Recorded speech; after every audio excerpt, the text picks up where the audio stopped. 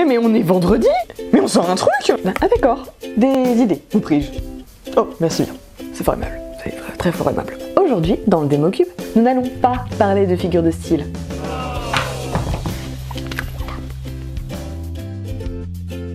Ne pleurez pas, ça va très vite revenir. Non, aujourd'hui, nous allons parler de mots et d'expressions en vrac. Ceci n'est absolument pas préparé. Alors, le mot du jour est... glisser dans la piscine. Glisser dans la piscine ?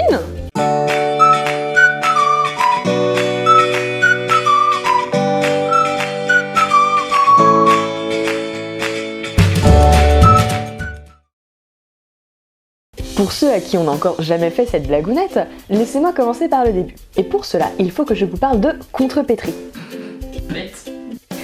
Maintenant que cette blague est faite, nous pouvons poursuivre. La contrepétrie est, outre un moyen fun d'amuser tonton Gérard aux réunions de famille, une phrase où l'on inverse certains sons pour lui donner un tout autre sens. Alors réveillez-vous, chers amis de la grivoiserie, parce que c'est dans la subtilité du « à quoi ça sert » que la contrepétrie est amusante. La contrepétrie, ou contrepète, c'est l'art délicat de rendre indécent une phrase tout à fait innocente. C'est pourquoi je vous demanderai pour la suite de cette vidéo de boucher les oreilles de vos chers enfants. Au cas où, parce qu'on ne sait jamais. Résumons.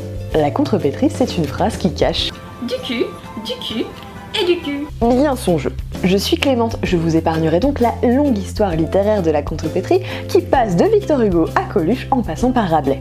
Oui. Et je passe directement à l'explication de comment ça marche, et comme rien ne vaut un bon exemple, voici l'instant pas littérature. Afin que cette vidéo reste abordable à tous, et que nous ne passions donc pas en catégorie moins de 18 ans, nous allons traiter d'un exemple relativement soft. Exit donc le bon goût de la peau de Roger Rabbit et de la de Roger Rapeau. Désolé, il va me falloir l'enveloppe des expressions qu'on peut dire sans se faire censurer. Merci bien. Quel champ de coton. Alors regardez cette phrase, regardez-la bien. Maintenant, si j'encadre ces deux parties, c'est parce que ce sont les deux qu'il faut intervertir, swapper, échanger, inverser, pour que la contrepétrie se dévoile. Et cela nous donne un temps de cochon. La contrepétrie, si peu subtile par son sens, l'est en général bien plus par sa construction, puisque l'inversion à faire ne saute pas toujours aux yeux. J'ai moultes exemples que la décence m'interdit d'utiliser, alors je prends un petit peu ce que j'ai sous la main. La Grèce historique. La réponse est la grosse hystérique. Si vous vous sentez l'âme d'un contrepétrisseur, bref, l'âme a creusé l'univers des contrepétries, elles se sont même immiscées jusque sur Facebook grâce au contrepétrographe qui mélange typographie et contrepétrie.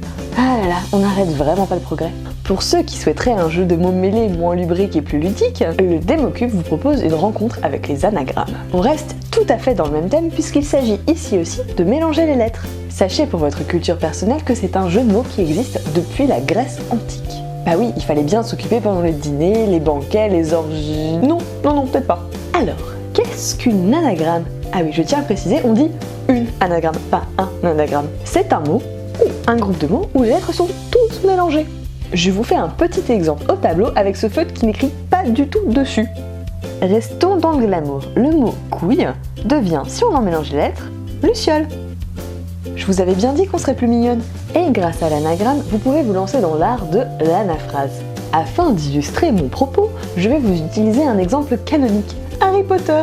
En effet, le bon vieux Tom Elvis Gésudor, qui mélangé donne « Je suis Voldemort », est une anaphrase. En soi, c'est une anagramme qui a été étalée sur toute la phrase. Mais ça peut tout aussi bien être un mot décliné en plusieurs anagrammes dans la même phrase. Voici un autre exemple avant de vous laisser voler de vos propres ailes. Elle m'a trop ébloui pour que je l'aie oublié. Et voilà, vous voilà paré pour occuper vos soirées hivernales. Enfin hivernales... Non, parce que là, il fait au moins 15 degrés.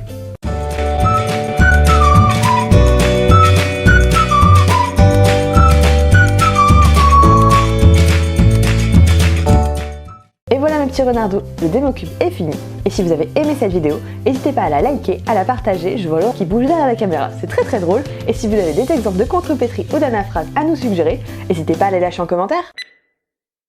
Ma matrioshka. Tant pis. Est-ce qu'on voit mes patates hein. Qui est plus ludique. T'es déçu hein. On t'entend rigoler en fait, je crois.